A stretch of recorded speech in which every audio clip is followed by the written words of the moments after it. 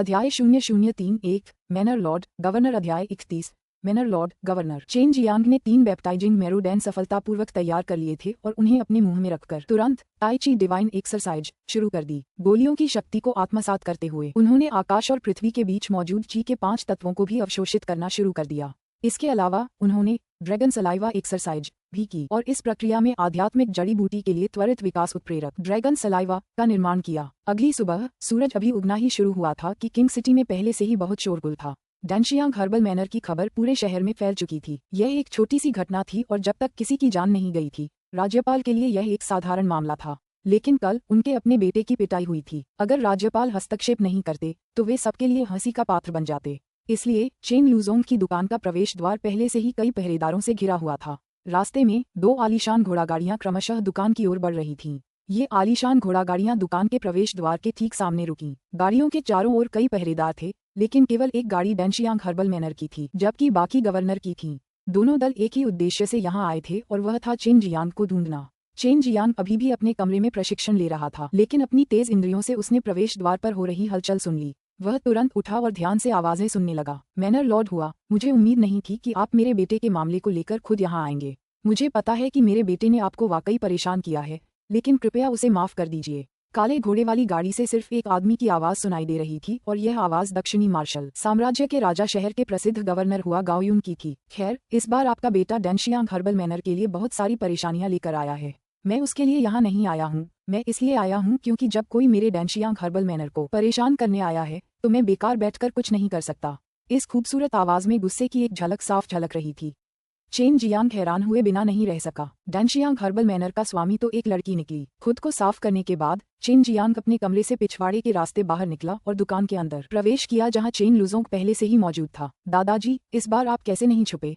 Chain Jiang ने फुसफुसाते हुए पूछा। इसी बीच उसे दस्तक सुनाई दी। क्या मुझे तुम्हारी चिंता नहीं करनी चाहिए? बदमाश, गवर्नर और जागीरदार ऐसे लोग नहीं हैं जिनसे पंगा लिया जा सके। दरवाजा खोलते ही चेन जियांग और चेन लुजोंग ने बाहर खड़े साहसी और शक्तिशाली सैनिकों को देखा। बेशक सबसे ज्यादा आकर्षक 2 घोड़ागाड़ियां थीं। तुम क्या चाहते हो? चेन लुजोंग ने हंसते हुए पूछा। अंदर की 2 गाड़ियों से 2 लोग उतरे। हृष्ट पुष्ट शरीर वाला व्यक्ति गवर्नर था। उसके अधेड़ चेहरे पर हल्की दाढ़ी थी। उसने सुनहरा वस्त्र पहना हुआ था और चमकदार सोने के आभूषणों से सुसज्जित था। दूसरी थी डैनशियांग हर्बल मैनर की लॉर्ड, एक सुंदर आकृति और सौम्य मुस्कान वाली लड़की, नीली स्कर्ट पहने, सफेद मलमल से ढका चेहरा और उसकी जवान और खूबसूरत आंखें। जब उसने चेन जियांग और चेन लुजोंग को देखा तो उनकी पानी जैसी साफ आंखें अचानक एक हल्की सी चमक से चमक उठीं। क्या ये तुम ही थे जिन्होंने मेरे बेटे को घायल किया? हुआ गाओयुन ने चेन जियांग के सामने से अपनी दोनों आंखों से देखते हुए पूछा।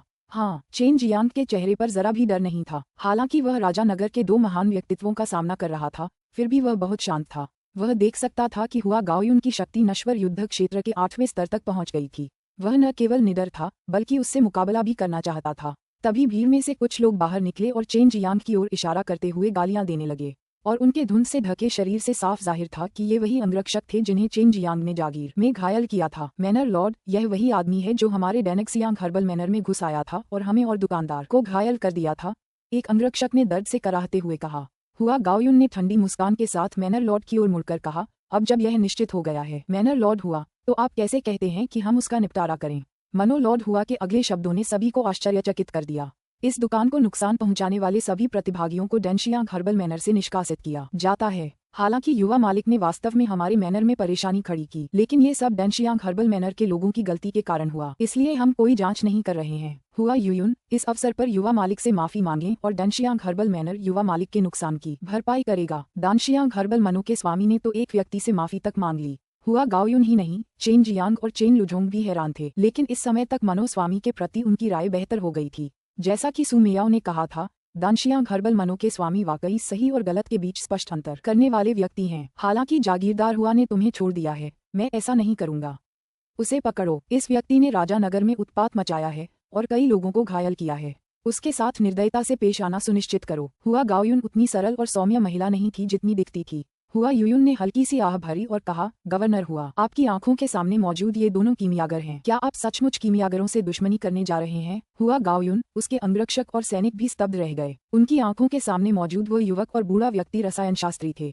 ये तो सर्वविदित है कि दक्षिणी मार्शल साम्राज्य में रसायन शास्त्रियों की पहचान बहुत दुर्लभ थी। विशेषकर वह बूढ़ा रसायन शास्त्री जो आमतौर पर किसी प्रतिष्ठित परिवार से होता था और उच्च पद पर आसीन होता था, सम्मान का पात्र होता था। वह यहाँ कैसे प्रकट हुआ, और वह भी इतनी दयनीय स्थिति में। चेन जियांग और चेन लुजोंग ने शुरू से ही एक शब्द भी नहीं कहा। वे शांति से निडर होकर वहीं खड़े रहे। चेन लुजोंग ने कहा, गवर्नर हुआ, इस बूढ़े आदमी ने कई साल पहले ये दुकान खरीदी थी। आपका बेटा इसे मुझसे खरीदना चाहता था, लेकिन मैंने इसे नहीं बेचा, इसलिए उसने मेरी अनुपस्थिति का फायदा उठाया और लोगों को बुलाकर इसे नष्ट करवा दिया। अगर आपको मेरी बात पर विश्वास नहीं है तो आप अंदर जाकर देख सकते हैं। श्रीमान, आपको वोहू शहर के स्पिरिट डैन हॉल का हॉल लॉर्ड होना चाहिए और यह युवा मास्टर चेन परिवार का प्रसिद्ध प्रतिभाशाली व्यक्ति होना चाहिए। चेन परिवार का प्रतिभाशाली, क्या वह वही नहीं था जिसने याओ परिवार के प्रतिभाशाली और बुजुर्ग दोनों को परास्त किया था? पूरे दक्षिणी मार्शल साम्राज्य में प्रसिद्ध चेन जियांग, वह वास्तव में किंग सिटी आया था, और वह भी स्पिरिट डैन हॉल के स्वामी के साथ।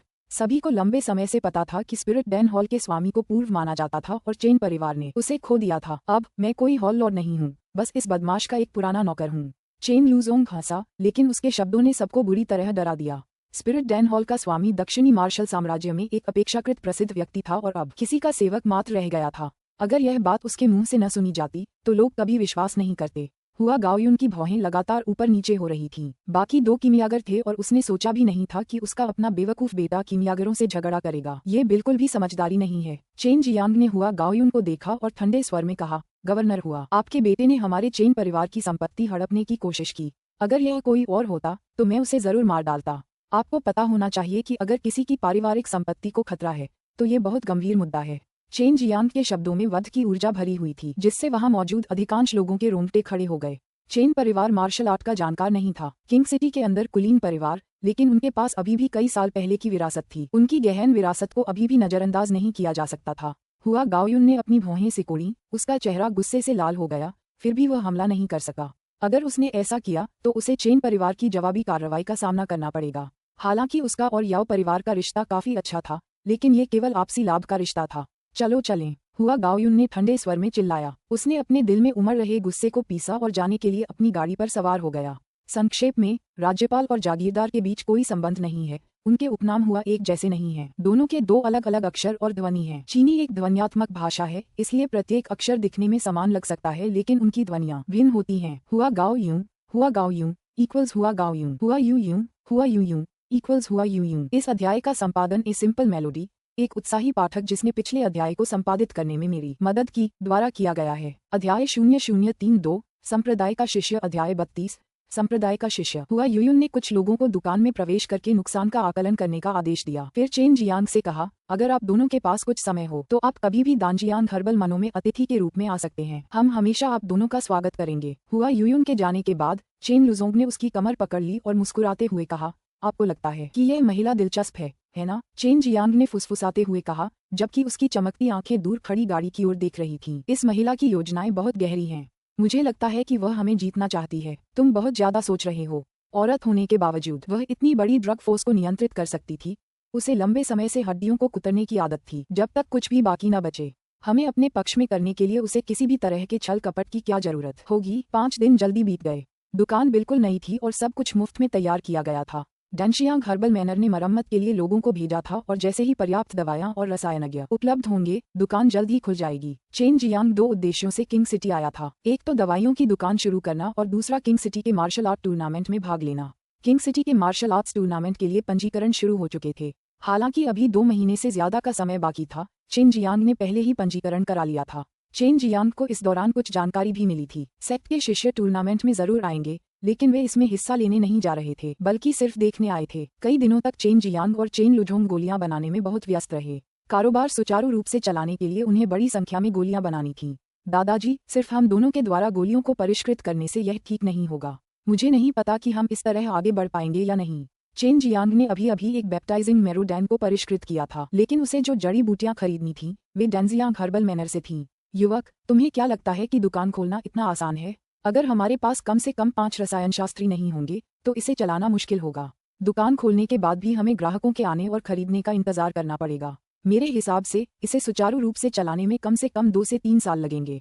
चेन लुझोंग के इस जवाब ने चेन जियांग को बेचैनी से पैर पटकने पर मजबूर कर दिया। वह इतने लंबे समय तक इंतजार नहीं कर सकता था। कीमियागरों को आकर्षित करने के लिए वह केवल कुछ कीमती स्पिरिट जड़ी बूटियों का ही इस्तेमाल कर सकता था। चेन जियांग ने जड़ी बूटियों के एक बैच को पकाने की योजना बनाई थी, इसलिए वह तुरंत कीमिया कक्ष से बाहर निकल गया। लेकिन जब वह दुकान के अंदर पहुंचा तो उसने देखा कि अंदर कई लोग खड़े हैं। ये लोग एक बूढ़ा आदमी और 4 सुंदर किशोर थे। उनके शरीर से निकलने वाली सांसें बहुत शुद्ध थीं, जिससे लोगों को एक अजीब सा एहसास होता था। इस तरह की शुद्धतम सच्ची चीज नश्वर संसार में विकसित नहीं की जा सकती। तुम हो हुन्फ, आप चेन जियांग हैं? वह सफेद बालों वाला बूढ़ा आदमी चिल्लाया। उसका चेहरा शक्तिशाली और गुस्से से भरा हुआ था और साथ ही उन 4 किशोरों ने चेन जियांग को देखते हुए एक घमंडी और शक्तिशाली नाटक किया था। चेन जियांग ने अपनी मुट्ठी भींचते हुए ठंडे स्वर में कहा, ठीक है, क्या तुम यहाँ परेशानी खड़ी करने आए हो? तभी चेन लुजोंग भी बाहर आया। उस बूढ़े को देखकर वह भी एक पल के लिए ठिठक गया। उसका शरीर अभी भी कांप रहा था। जाहिर है वह उस बूढ़े से बहुत डर गया था। तुम हो? चेन लुजोंग अवाक रह गया। वह वास्तव में इस बूढ़े आदमी को जानता था। उस बूढ़े व्यक्ति ने कहा, ठीक है, मैं चेन फुरोंग हूँ। 50 साल पहले मैंने चेन परिवार छोड़ दिया था और एक मार्शल आर्ट संप्रदाय में शामिल हो गया था और इस बार मैं कुछ संप्रदाय के शिष्यों की भर्ती करने के लिए वापस आया था। लेकिन मुझे एक बुरी खबर सुनने को मिली। चेन जियांग को अंदर ही अंदर झटका लगा। संप्रदाय के शिष्यों की भर्ती के लिए जिम्मेदार यह व्यक्ति अप्रत्याशित रूप से चेन परिवार के बुजुर्गों में से एक था, लेकिन यह बुजुर्ग उससे कुछ असंतुष्ट लग रहा था। तुम्हारी याओ परिवार से दुश्मनी करने की हिम्मत। तुम्हें पता होना चाहिए कि जब मैं मार्शल आर्ट संप्रदाय में था तो याओ परिवार के सदस्यों ने मेरी बहुत मदद की थी। चेन फुरोंग ने चेन जियांग को घूरा, साथ ही उसने चेन जियांग की ओर दबाव डालते हुए ट्रू क्यूई छोड़ा, जिससे चेन जियांग को अचानक ऐसा लगा जैसे उसके शरीर का वजन 10,000 जिन हो। TLN जिन इक्वल्स चीनी वजन माप 1 जिन इक्वल्स 500 ग्राम। चेन लुजोंग के चेहरे से आश्चर्य गायब हो गया था और उसकी जगह ठंडक ने ले ली थी। वह चेन परिवार का 1000 साल में एक बार पैदा होने वाला दुर्लभ अच्छा पौधा है, लेकिन आप अपने स्वार्थ के लिए उसे शर्मिंदा कर रहे हैं। सिर्फ यही कारण आपके लिए चेन परिवार का सदस्य होने की कोई योग्यता न रखने के लिए पर्याप्त है। चेन फुरोंग ने यह बात सुनकर अपनी सांस रोक ली और चेन लुजोंग की शक्ति का स्तर जानने के लिए उसकी ओर देखा। चूंकि वह अपनी शक्ति का स्तर नहीं देख पा रहा था, इसलिए उसने तिरस्कार पूर्वक कहा, कौन सा अच्छा बीज, ये छोटा शैतान। मेरे संप्रदाय के किसी भी व्यक्ति को बस यूं ही पकड़ लो, वह उससे कहीं ज्यादा शक्तिशाली हो जाएगा। मेरे पीछे मेरे 4 शिष्य उससे आसानी से जीत जाएंगे। जैसे ही चेन फुरोंग के आखिरी शब्द निकले, चेन जियांग का कद बिजली की तरह चमक उठा। उसकी मुट्ठी में नीलापन उमड़ने लगा और चमकती बिजली की आभा के साथ जोरदार और अत्याचारी बिजली की शक्ति लेकर किशोर पर टूट पड़ा। इस अचानक हुए भीषण हमले ने उस किशोर को बचने का मौका ही नहीं दिया। चेन जियांग के मुक्के ने उसकी छाती पर बेरहमी से वार किया। उसके मुंह से खून बहने लगा और उसे कुछ कदम पीछे हटने पर मजबूर होना पड़ा। फिर वह रुक गया। बस यूं ही, चेन जियांग ने धीरे से कहा। उसे चेन फुरोंग की असलियत पूरी तरह समझ आ गई थी। अब उसे पता चल गया था कि चेन परिवार के मुखिया को चेन परिवार के प्रति जरा भी वफादारी नहीं है। याओ परिवार से दोस्ती करने के लिए वह अपने ही कुल के लोगों से भी पेश आ रहा था। चेन जियांग की अचानक हुई इस हरकत से चेन फुरोंग लगातार हैरान और क्रोधित होता रहा। उसने चेन जियांग की ताकत के बारे में सिर्फ सुना था, पर उसे कभी देखा नहीं था। लेकिन अब उसे लग रहा था कि वह वाकई अद्भुत थी, यहाँ तक कि एक मार्शल आर्ट संप्रदाय के अनुयायी को भी मामूली चोट पहुंचाने में सक्षम थी। यह मार्शल आर्ट संप्रदाय के शिष्य की ताकत है। चेन जियांग ने चारों किशोरों की ओर देखते हुए तिरस्कार पूर्वक कहा, जिससे चारों किशोर बेहद क्रोधित हो गए। अगर तुम मुझ पर छिपकर हमला नहीं करते तो तुम मुझे छू भी नहीं पाते। किशोर ने खून से सना अपना मुंह पोंछते हुए गुस्से से जवाब दिया, तो क्यों न हम थोड़ी लड़ाई करें। चेन जियांग ने अपनी मुठ्ठियां भींच लीं, जबकि उसके चेहरे पर लड़ने का इरादा साफ दिखाई दे रहा था। चलो लड़ते हैं। किशोर का दिल गुस्से से भर गया था। केवल लड़कर ही वह अपने दिल में बसे गुस्से को बाहर निकाल सकता था। चेन फुरोंग ने उन्हें रोकने की कोशिश नहीं की, बल्कि चुपचाप एक तरफ हट गया। इससे थोड़ी जगह खाली हो गई और तभी किशोर और चेन जियांग दोनों एक दूसरे की ओर दौड़ पड़े।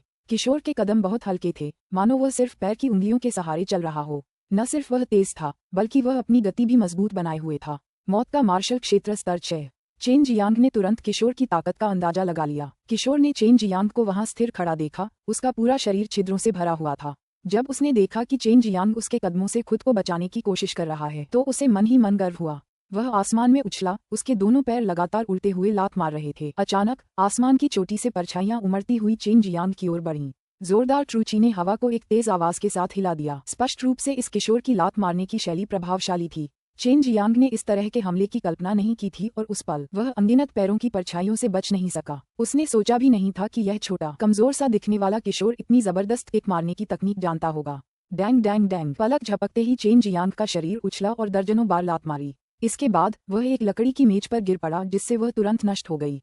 हुन्फ, तुम भी तो बस ऐसे ही हो, किशोर ने तिरस्कार से कहा। जैसे ही उसने अपनी बात पूरी की, चेन जियांग आसमान में उछल पड़ा और सीधा खड़ा हो गया। अपने कपड़े ऐसे पीट रहा था जैसे कुछ हुआ ही न हो। किशोर और चेन फुरोंग पूरी तरह से आश्चर्यचकित थे।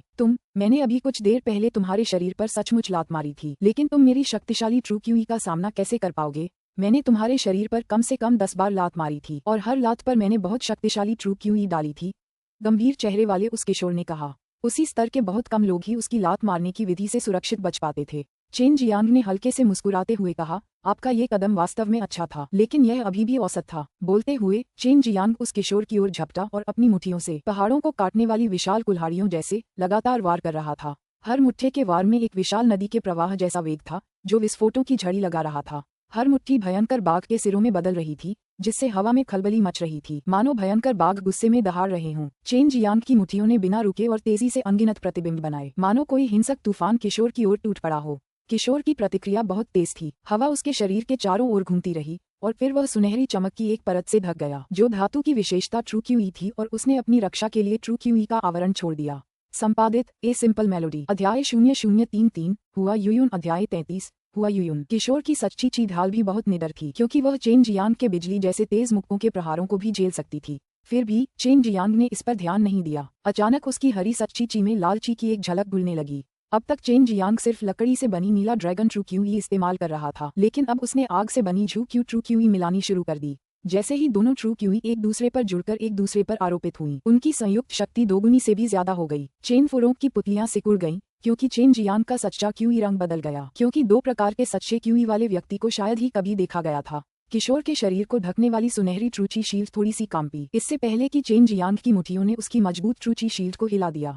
चेन जियांग की मुट्ठियों से अचानक एक विस्फोटक गर्जना के साथ भयंकर लपटें फूट पड़ीं और लपटों के अंदर बिजली चमकने लगी। चारों ओर एक शक्तिशाली और दमनकारी लहर जैसी आभा हिंसक रूप से उमड़ पड़ी, जिसने सब कुछ हिलाकर रख दिया। चेन जियांग की मुट्ठियां फिर से भड़क उठीं, जबकि अंदर बिजली और आग चमक रही थी।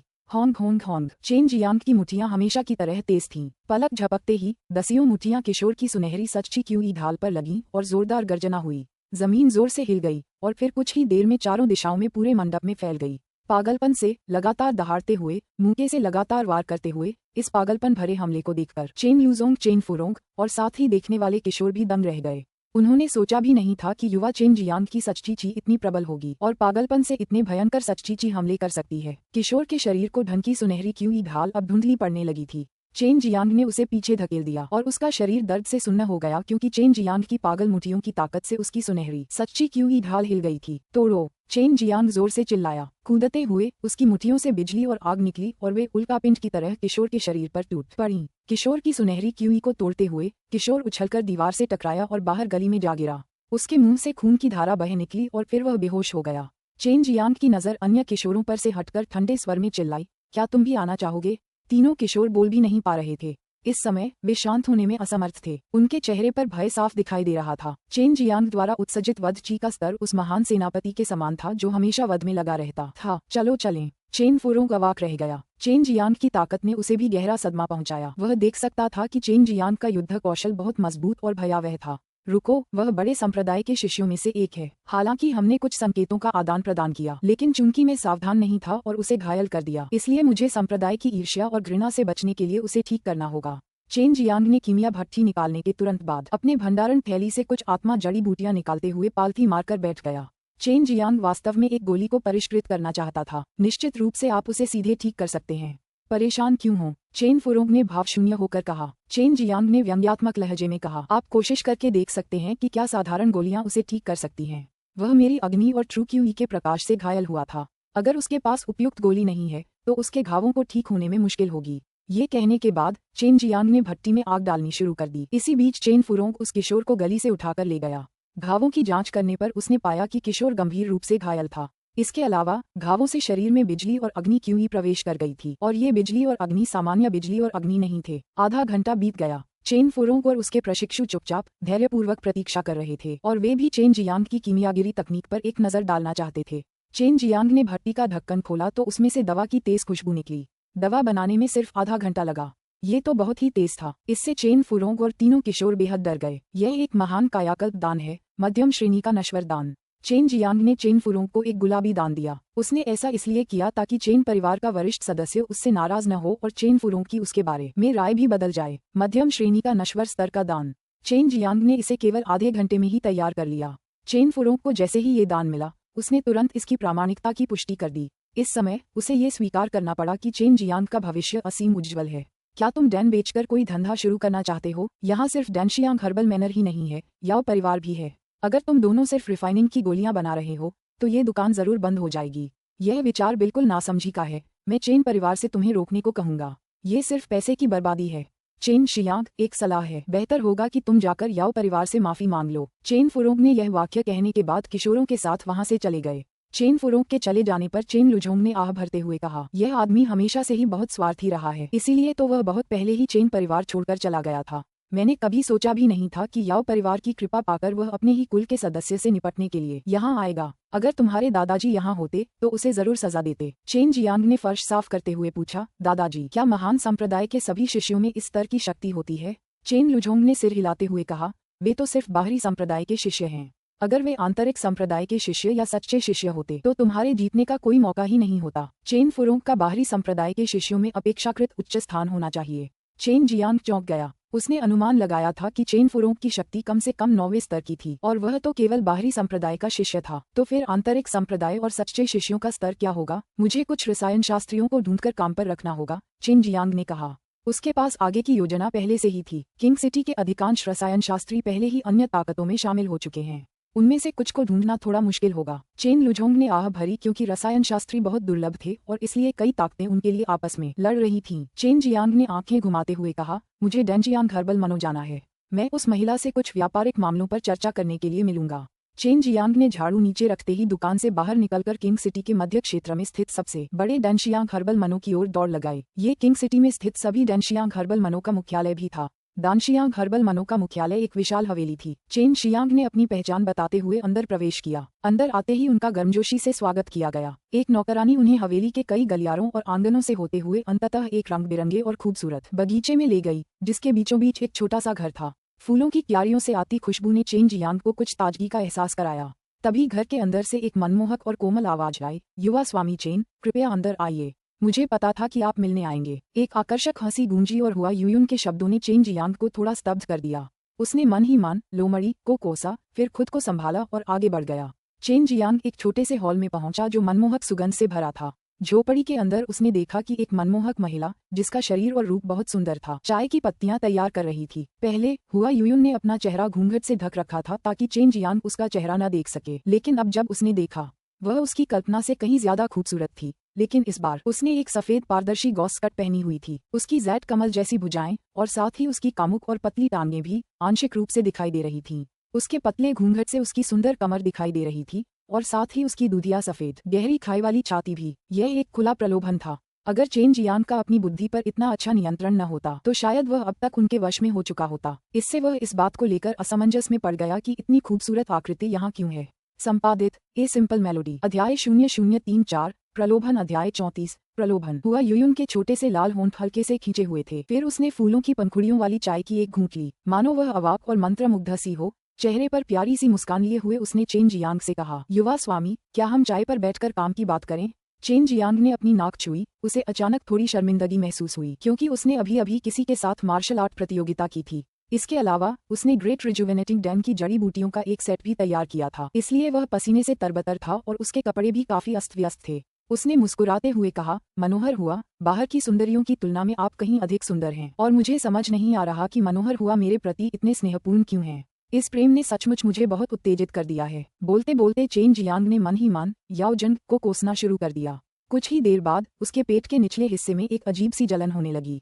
TLN याओ जिंग इक्वल्स आकर्षक महिला या बुरी आत्मा जो मोहक और सुंदर है।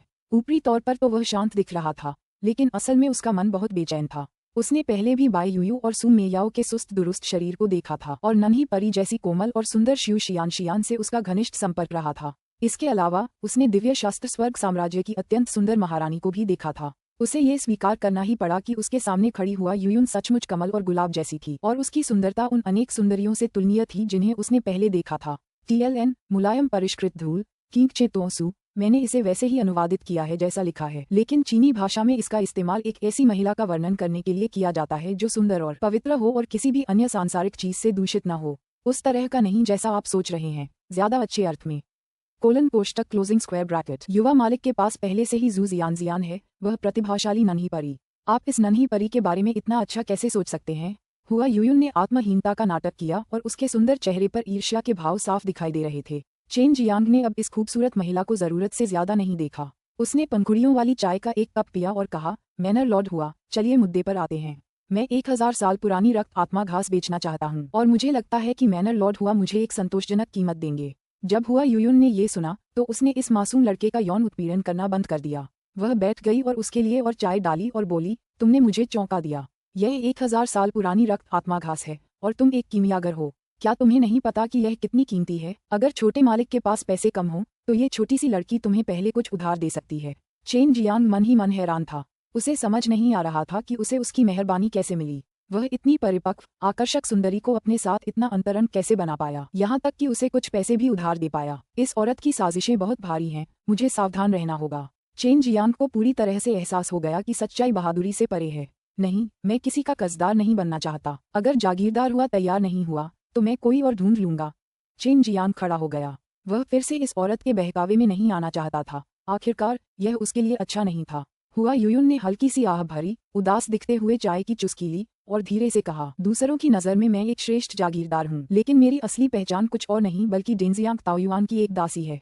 सिर्फ इसलिए कि मैं तुलनात्मक रूप से ज्यादा सुंदर और थोड़ी चालाक थी, मुझे डेंजियांग हर्बल जागीर का नियंत्रण संभालने के लिए यहाँ भेजा गया था। तो ये लड़की जो स्वर्ग के अमर जैसी खूबसूरत थी, बस एक दासी थी। चेन जियांग के लिए यह अविश्वसनीय था। युवा गुरु चेन, आप एक दुर्लभ प्रतिभा हैं। चाहे वह शक्ति हो या कीमिया, दोनों ही अंतर्निहित हैं। मार्शल आर्ट संप्रदायों में भी आपके जैसा व्यक्ति मिलना बहुत मुश्किल होगा। मैं खुलकर कहना चाहता हूँ, मैं आपको डेंशियांग ताओयुआन में खींचना चाहता हूँ। इस तरह मैं डेंशियांग ताओयुआन से पुरस्कार प्राप्त कर सकता हूँ और आप अल्प आत्मा क्यूई के साथ इस शापित स्थान को छोड़ सकते हैं। हुआ यूयुन ने चेन जियांग को देखते हुए कोमलता और दया से बड़बड़ाया। एक मार्शल आर्ट संप्रदाय एक अच्छे अंकुर की भर्ती कर रहा था। एक संप्रदाय के लिए यह अच्छी बात थी, लेकिन चेन जियांग को कुछ अनिश्चितता महसूस हुई। तुम्हारा मतलब है मुझे डेनेक्सियांग ताओयुआन में भर्ती करने के बाद तुम्हें कुछ लाभ मिलेगा? तुम किसी दासी जैसी नहीं दिखती। मुझे लगता है कि तुम्हारी शक्ति कम से कम नश्वर मार्शल क्षेत्र के 8वें स्तर की है। हुआ यूयुन थोड़ा चौंक गया। युवा गुरु चेन की आंखें अच्छी हैं। सच कहूँ तो डेंशियांग ताओयुआन में प्रवेश करने के बाद मुझे इनाम तभी मिलेगा जब आप एक सच्चे शिष्य बन जाएंगे, क्योंकि कई प्रतिभाशाली लोग सच्चे मार्शल क्षेत्र में प्रवेश करने में असमर्थ होते हैं। मैंने व्यक्तिगत रूप से उनमें से कई प्रतिभाशाली लोगों को देखा है। चेन जियांग ने मुस्कुराते हुए कहा, आप बहुत से लोगों को बेवकूफ बना रहे हैं। हुआ यूयुन ने अपना छोटा सा मुंह बनाया। मैंने उनसे कभी झूठ नहीं बोला। यही वजह है कि वे स्वेच्छा से डेनेक्सियांग ताओयुआन गए। इसके अलावा यह उनके लिए हानिकारक नहीं था। चेन जियांग ने अपना सिर हिलाया और कहा, मैं डेनेक्सियांग ताओयुआन में प्रवेश नहीं करना चाहता। मैं चरम मार्शल संप्रदाय में प्रवेश करना चाहता हूँ। हुआ यूयुन ने तिरस्कार के साथ कहा, चरम मार्शल संप्रदाय? युवा गुरु चेन, आप जानते हैं कि 8 प्रमुख गुटों में से चरम मार्शल संप्रदाय में प्रवेश करना सबसे कठिन है। चरम मार्शल संप्रदाय, चाहे आप कितने भी प्रतिभाशाली हों, जब तक आप उनके परीक्षणों को पारित नहीं कर सकते, आपको द्वार से खारिज कर दिया जाएगा। चेन जियांग की निगाहें तेज हो गईं। कहा, ये चुनौतीपूर्ण है। हुआ यूयुन ने अपनी नाक सिकोड़ी और गुस्से से हुंफ करते हुए कहा, मूर्ख, तुम मुझे डेनेक्सियांग ताओयुआन में ले जा रहे हो और तुम अंदर नहीं जाना चाहते। तुम उस खूनी चरम मार्शल संप्रदाय में जाने पर तुले हुए हो। बाद में तुम्हें इसका पछतावा होगा। पछतावा अभी भी मेरी समस्या है। मनो लॉर्ड हुआ की चिंता के लिए धन्यवाद। चेन जियांग ने उसे देखकर हल्के से मुस्कुराया। हुआ यूयुन ने अपने लाल होठों को चबाते हुए चेन जियांग को नाराजगी से देखते हुए बुदबुदाया, मुझे मनो लॉर्ड हुआ जैसे नामों से मत पुकारो। मैं तो बस एक नौकरानी हूँ। मुझे ये उपाधि बिल्कुल पसंद नहीं। चूंकि तुम मुझे जानते हो तो इतनी चापलूसी मत करो। बस मुझे यूयुन कहो, वरना मैं तुम्हारे चेन परिवार को एक भी दान नहीं बेचूंगी। कुछ क्षण पहले तक वह अपने अद्वितीय आकर्षण से किसी को भी हमेशा के लिए मोहित कर सकती थी, और अब वह एक गुस्सैल छोटी लड़की में बदल गई, जिसे देखकर चेन जियांग अनजाने में हंस पड़ा। यूयुन, अब क्या हम उस 1000 साल पुरानी रक्त आत्मा घास के बारे में बात कर सकते हैं? हुआ यूयुन ने 2 कप चाय पी और अपने मन का क्रोध शांत करने के बाद बोली, चेन जियांग, जब तुम बेचने पर अड़े हो तो मैं तुम्हें मना नहीं करूंगी। तुम सचमुच मूर्ख हो। न केवल तुम इस कीमती जड़ी बूटी को बेचना चाहते हो, बल्कि दांजियांग ताओयुआन में प्रवेश करने के मेरे निमंत्रण को भी ठुकराना चाहते हो। शिव शियान शियान, ये स्वर्ग की लाडली बेटी तुम्हारे जैसे मूर्ख पर क्यों फिदा है? हुआ यूयुन के गुस्से से भरे खूबसूरत चेहरे में एक अलग ही आकर्षण था। उसे देखते हुए चेन जियांग मन ही मन उसकी प्रशंसा कर रहा था। अगर हुआ यूयुन को ये पता चलता तो वह जरूर गुस्से से भर जाती। अगर आपको पैसों की तुरंत जरूरत है तो अगर आप चाहें तो मैं आपको कुछ पैसे उधार दे सकती हूँ। हालांकि मैं सिर्फ एक नौकरानी हूँ। मेरे पास बहुत सारे स्पिरिट सिक्के हैं और मैं डेंजियांग हर्बल मैनर के स्पिरिट सिक्कों को भी स्वतंत्र रूप से जुटा सकती हूँ। औरत, तुम बहुत लंबी बातें कर रही हो। मुझे एक कीमत बताओ, मैं तुम्हारा कर्जदार नहीं बनना चाहता। चेन जियांग ने अपने होंठ सिकोड़ते हुए कहा। हुआ यूयुन ने थूका और कहा, 4 लाख आत्मा सिक्के। चेन जियांग इस कीमत से संतुष्ट था। उसने सिर हिलाया और कहा, और मैं कुछ स्पिरिट जड़ी बूटियां भी खरीदना चाहूंगा। चेन जियांग ने एक सूची और साथ ही 1000 साल की रक्त आत्मा घास निकाली। हुआ यूयुन ने 1000 साल की रक्त आत्मा घास लेने के बाद आह भरी। अगर तुम दानशियांग ताओयुआन में प्रवेश करो और एक सच्ची शिष्या बन जाओ तो मैं तुम्हारी दासी बन सकती हूँ। उस समय मैं हमेशा के लिए तुम्हारी हो जाऊंगी। चेन जियांग की भौहें तन गईं। ये बहुत बड़ा प्रलोभन था, लेकिन उसने मना कर दिया। जियान शियान, ये छोटी बच्ची ईर्ष्या करेगी। हुआ यूयुन ने अपनी जीभ बाहर निकाली और कहा, इस मूर्ख से बात करना किसी मरे हुए व्यक्ति से बात करने जैसा है। मेरे लौटने का इंतजार करो। हुआ यूयुन के जाते हुए उस आकर्षक कमर को देखकर चेन जियांग ने गहरी सांस ली। इस बार सुमेयाओ ने हंसते हुए कहा, यह एक दुर्जेय छोटी याओजंग है। अगर ये तुम्हें एक सच्चा शिष्य बना सकती है तो यह वाकई बहुत अच्छी बात है। तुम्हें पता होना चाहिए कि उन मार्शल आर्ट संप्रदायों में एक सच्चे शिष्य का दर्जा बहुत ऊंचा होता है। क्यों? बाई यूयू ने कहा, सरल है, क्योंकि सच्चे शिष्य सच्चे मार्शल क्षेत्र में या उससे ऊपर होते हैं। हालांकि वे मार्शल संप्रदाय बहुत बड़े हैं और उनके पास असंख्य शिष्य हैं। सच्चे शिष्य बहुत अधिक नहीं हैं और सच्चे शिष्य मूल रूप से पूरे संप्रदाय की शक्ति का प्रतिनिधित्व करते हैं। जियान शिया वर्ल्ड द्वारा अनुवादित। अध्याय 0035 धातु आत्मा फल। अध्याय 35 धातु आत्मा फल। इस समय चेन जियान एक संप्रदाय में होने का अनुभव और भी ज्यादा करना चाहता था, लेकिन जो लोग नश्वर मार्शल क्षेत्र के 8वें और 9वें स्तर पर थे वे भी केवल बाहरी संप्रदाय के शिष्य थे। इससे ये स्पष्ट था कि चरम मार्शल संप्रदाय में प्रवेश करना तो दूर, प्रतिस्पर्धा भी कितनी ज्यादा थी। एक्सट्रीम मार्शल सेक्ट की शर्तें वाकई बहुत कठोर हैं। क्या मैं सच्चा शिष्य बन सकता हूँ? चेन जियांग ने बुदबुदाया। जरूर, तुम्हारे अंदर यिन और यांग की दिव्य नसें हैं और हम दोनों बहनों द्वारा व्यक्तिगत रूप से सिखाए जाने के कारण अगर तुम कड़ी मेहनत करोगी तो भविष्य में तुम निश्चित रूप से इतनी शक्तिशाली बन जाओगी कि एक पूरे क्षेत्र पर राज कर सकोगी। बाई यूयू ने दृढ़ता और निर्णायक रूप से कहा, क्योंकि उसे चेन जियांग पर पूरा भरोसा था। चेन जियांग ने कुछ देर इंतजार किया, जब तक हुआ यूयुन वापस नहीं आ गई। इस बार उसने बैंगनी रंग का लबादा और स्कर्ट पहना था, पहले जैसा नहीं, क्योंकि अब उस पर प्रलोभन हावी हो रहा था, जिससे चेन जियांग को थोड़ी निराशा हुई। ये वो चीजें हैं जो आप बचे हुए स्पिरिट सिक्कों के साथ चाहते थे। हुआ यूयुन ने स्पिरिट सिक्के और कुछ जड़ी बूटियां कागज में लपेटकर मेज पर रख दी। चेन जियांग ने जांचने की जहमत नहीं उठाई और सीधे उन्हें अपने भंडारण थैली के अंदर रख लिया। इस प्रकार उसने हुआ यूयुन पर अपना भरोसा दिखाया, जिससे हुआ यूयुन अपने दिल में गुप्त रूप से खुश हो गई। क्या आपने किंग सिटी के मार्शल आर्ट टूर्नामेंट में भाग लेने के लिए पंजीकरण कराया है? ये दक्षिणी मार्शल साम्राज्य ट्रू मार्शल सेक्ट बलों के अधिकार क्षेत्र में है।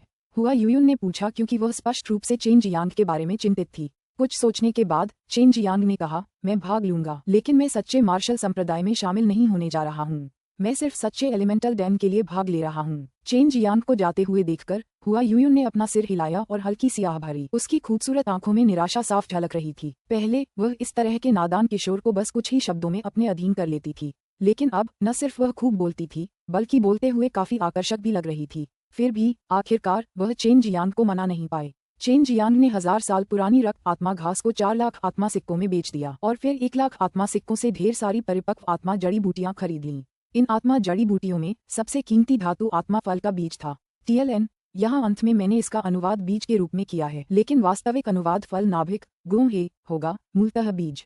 कोष्टक closing square bracket. Metal spirit fruit एक उच्च श्रेणी का गहन आध्यात्मिक फल था और ये 1000 वेन फ्रूट जितना ही कीमती था। कहा जाता है कि यह 1000 वर्षों में केवल एक बार ही प्रकट होता था। चाहे इसका गूदा हो या छिलका, दोनों ही बहुत उपयोगी थे, विशेष रूप से उच्च श्रेणी के डेंस को परिष्कृत करने में। परिष्करण के दौरान इसकी थोड़ी मात्रा मिलाने से डेंस की गुणवत्ता में वृद्धि हो सकती थी और साथ ही डेंस के जमने की संभावना भी बढ़ जाती थी। चेन जियांग ने अभी अभी धातु आत्मा फल का बीज खरीदा था, जिसका उपयोग धातु आत्मा वृक्ष लगाने के लिए किया जाना था। इस बीज का उपयोग रसायन विद्या में भी होता था, लेकिन इससे वृक्ष उगाने के बारे में किसी ने कभी नहीं सोचा था, क्योंकि इसे उगने में बहुत लंबा समय लगता था। अगर कोई इसे उगा भी लेता तो भी पेड़ पर पहली बार फल लगने से पहले उसे 1000 साल तक इंतजार करना पड़ता। लेकिन चेन जियांग के लिए यह वैसा नहीं था। इन दिनों उसके पास ढेर सारा ड्रैगन लार जमा हो गया था। उससे बीजों को लगातार सींचने से वह जल्दी ही धातु आत्मा फल पैदा कर लेता था। चेन जियांग छोटे से आंगन में था। उसने बीज बोया, फिर ड्रैगन की लार से भरी एक जेड बोतल निकाली। अब उसे बीज को पोषित करना था, इसलिए ड्रैगन की लार को पानी में घोलने की जरूरत नहीं थी।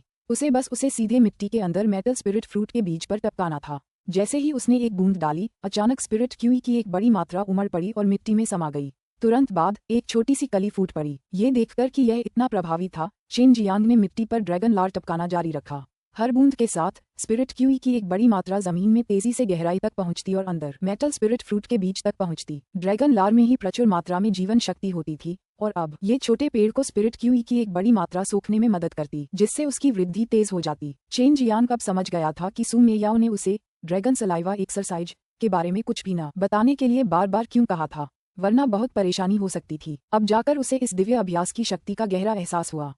उसका दिल और भी उत्साहित हो गया। उसे थोड़ा समय दीजिए और 10,000 साल पुरानी आध्यात्मिक जड़ी बूटी उगाना भी उसके लिए किसी खेल के मैदान में टहलने जैसा होगा। ड्रैगन लार की एक बोतल समाप्त होने के बाद मेटल स्पिरिट फ्रूट का बीज एक मानव आकार के छोटे पेड़ में विकसित हो गया था। ये केवल आधे दिन के समय में हुआ था। उफ, अभी भी कोई फल नहीं है, चेन जियांग ने शिकायत की, क्योंकि वह कुछ असंतुष्ट था। योजक चिन्ह, आपको संतुष्ट होना चाहिए। अगर यह सामान्य परिस्थितियों में होता तो इसे इस आकार तक बढ़ने में कम से कम 500 साल लगते। इस पेड़ को फल देने के लिए आपको कम से कम 1 महीने का ड्रैगन लार इकट्ठा करना होगा। जब तक उसमें फल लगते रहेंगे, चेन जियांग कई धातु आत्मा फल उगा सकेगा। उस समय वह पूरे देश में ये घोषणा करेगा, कीमियागरों की भर्ती, इनाम के तौर पर धातु आत्मा फल। इतना आसान काम होने के कारण कीमियागरों के बीच हवाई युद्ध भी हो सकता है। बेटे, अब तुम्हें बिल्डिंग फाउंडेशन डैन को परिष्कृत करने के लिए जड़ी बूटियां इकट्ठा करना शुरू कर देना चाहिए। तुम्हारे पास यिन और यांग दिव्य शिराएं हैं और तुम दिव्य अभ्यास करते हो, इसलिए सच्चे मार्शल क्षेत्र में प्रवेश करना कोई समस्या नहीं है। लेकिन अगर तुम इसे तेज और स्थिर बनाना चाहते हो तो ये डैन जरूरी है, बाई यूयू ने कहा। नींव निर्माण दान एक निम्न श्रेणी का गहन स्तर का दान, जिसका उपयोग मुख्यतः स्थिर नींव और शरीर को सुदृढ़ बनाने के लिए किया जाता है। ये सच्ची क्यूई की शुद्धता को भी बढ़ाता है और यदि इसे सच्चे मार्शल क्षेत्र में प्रवेश करने से पहले लिया जाए तो आगे बढ़ना बहुत आसान हो जाता है। चेन जियांग ने अपने होठों को मोड़ते हुए कहा, मैं केवल मध्यम श्रेणी के नश्वर स्तर के दान को ही परिष्कृत कर सकता हूँ, लेकिन गहन स्तर के दान को हाँ, मुझे डर है कि जब मैं नश्वर मार्शल क्षेत्र के शिखर पर भी पहुंच जाऊंगा तब भी मेरे पास इसे परिष्कृत करने की क्षमता नहीं होगी। अज्ञानी छोटे शैतान, जब तक तुम उच्च श्रेणी के स्पिरिट लेवल डैन को परिष्कृत करने में सक्षम हो, तुम बिल्डिंग फाउंडेशन डैन को भी परिष्कृत करने में सक्षम होगे, केवल इसलिए कि बिल्डिंग फाउंडेशन डैन की जड़ी बूटियां बहुत दुर्लभ हैं। इसे गहन स्तर के डैन के रूप में वर्गीकृत किया गया है, लेकिन इसे परिष्कृत करने की कठिनाई इतनी अधिक नहीं है। बाई यूयू ने ठंडे स्वर में कहा। चेन जियांग के पास अब 1000 विंड फ्रूट और 1000 ईयर बीस्ट डैन था। इन 3 दुर्लभ आध्यात्मिक जड़ी बूटियों की मदद से बिल्डिंग फाउंडेशन डैन का निर्माण संभव था। ड्रैगन सलाइवा एक्सरसाइज का अभ्यास करने के कारण जब तक उसके पास बीज होता, वह अनंत रूप से आध्यात्मिक जड़ी बूटियां उगा सकता था। उस समय उसके पास जितनी चाहे उतनी बिल्डिंग फाउंडेशन डैन हो सकती थी। बीज खरीदना कोई समस्या नहीं थी, क्योंकि बिल्डिंग फाउंडेशन डैन को कई आध्यात्मिक सिक्कों में बेचा जा सकता था। ये सोचकर चेन जियांग बेहद उत्साहित हो गया। बेशक अब उसे अपनी ताकत बढ़ानी ही थी। ताकत बढ़ने के साथ ही ड्रैगन लार की परिपक्वता भी बढ़ जाती है और उच्च गुणवत्ता वाले डैंस को परिष्कृत करने के लिए तेज लपटों की जरूरत होती है। रात में चेन जियांग ने अपना वेश बदलकर किंग सिटी छोड़ दिया। वह अपेक्षाकृत घनी वास्तविक ऊर्जा वाले एक दूरस्थ पहाड़ी जंगल में गया, जिससे उसे अपनी साधना में तेजी लाने में मदद मिलेगी। चेन जियांग ने अपनी आंखें बंद कर लीं और अपनी यिन और यांग दिव्य शिराओं की मदद से दसियों ली के दायरे में समृद्ध आत्मा क्यूई को महसूस किया। जब उन्होंने ताई ची दिव्य व्यायाम किया तो आत्मा क्यूई तुरंत उनके शरीर में प्रवाहित हो गई। फिर चेन जियांग ने उन्हें 5 तत्व वाली सच्ची क्यूई में परिष्कृत किया और उन्हें अपने डेंटियन के अंदर 5 स्थानों में संपीड़ित और संग्रहित किया। भोर होने से पहले ही चेन जियांग जाग चुका था। समृद्ध आत्मा क्यूई वाले स्थान पर साधना करने से न केवल उसे अधिक सच्ची क्यूई की साधना करने का अवसर मिलेगा, बल्कि उसे अधिक ड्रैगन लार इकट्ठा करने में भी मदद मिलेगी। यही एक कारण था कि वह इन बाहरी इलाकों में आया था।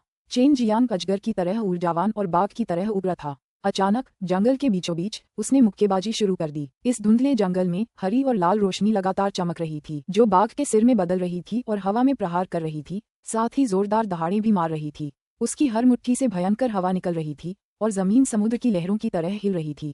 उसकी मुट्ठियों के पेड़ों पर पड़ने से रुक रुक कर आवाजें निकल रही थीं और इस प्रक्रिया में पेड़ टूट रहे थे, जिन्हें 2 लोग घेर सकते थे। यह उच्च स्तरीय आध्यात्मिक मार्शल कौशल स्वर्गीय बाघ तूफान मारक मुट्ठी था। चेन जियांग के पास 4 प्रतीकों का दिव्य अभ्यास था, लेकिन वर्तमान में वह केवल कुछ सामान्य मार्शल तकनीकें ही सीख पा रहा था। हालांकि इसकी शक्ति अच्छी थी, फिर भी यह अपर्याप्त थी। युद्ध के दौरान मार्शल तकनीकों का उपयोग तभी संभव होता है जब कोई उनमें निपुण हो। अब तक चेन जियांग स्वर्गीय बाघ तूफान वध मुट्ठी का सहजता से प्रदर्शन करने में सक्षम हो चुका था। मार्शल तकनीकों का प्रयोग करते हुए उसे अपने शरीर से प्रबल वास्तविक ऊर्जा ट्रू ची को मुक्त करने में आनंद आ रहा था। जैसे ही उसने प्रहार किया, उसकी प्रबल वास्तविक ऊर्जा एक शक्तिशाली और विलक्षण शक्ति में परिवर्तित हो गई, जिससे उसे और भी अधिक सहजता का अनुभव हुआ। चेन जियांग ने सोचते हुए आह भरी।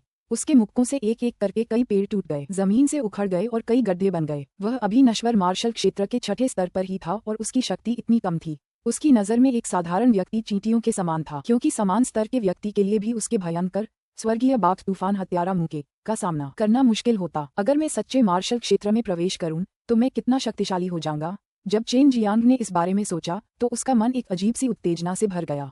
उसे और अधिक शक्ति पाने की तीव्र इच्छा थी, जिससे उसका मनोबल बढ़ रहा था।